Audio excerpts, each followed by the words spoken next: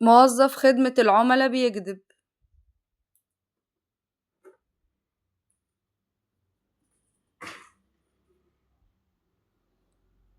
37,000 وحدة بينزلوا على الخط اللي المفترض بيستهلكوا في خلال الشهر، بيطلب منك تستخدميهم في يومين. ازاي انتي مقتنعة ان ده مظبوط؟ ايه اللي الشركة بتحطه على الخط؟ الرقم الكبير ده بيتحط على الخط ازاي؟ 37,000 وحدة دولت نازلين هدية فين؟ حضرتك عملتي باقة، فمش هيسحب من الباقة وهيسحب من الباقة، مش هيسحب من الهدية. يعني مطلوب ان حضرتك تشحني وتنسي بعد ما تاخدي هدية الشحن تستخدميها الأول وبعدين تستخدمي الرصيد.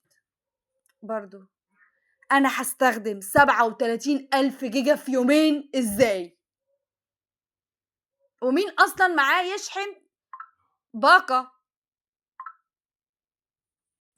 مين معاه إن يشحن أكبر باقة اللي هي 520 ب45 جيجا في الشهر؟ إلا ناس قليلة.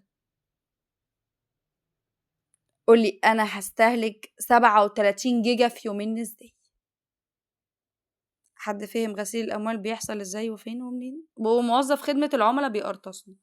يا فندم حالا حاضر هخلي الرصيد يسحب من الهدية، وما حصلش. نفس الكذبة اللي كدبها موظف خدمة عملاء اتصالات المرة اللي فاتت.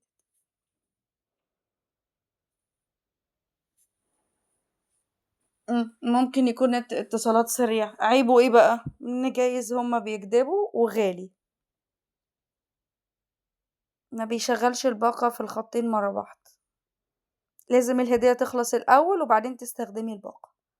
يعني يا إما هلحق العرض يا إما أخد الهدية، ما ينفعش الاتنين مرة واحدة. برضو أنا هستغرق 37 جيجا في يومين ازاي؟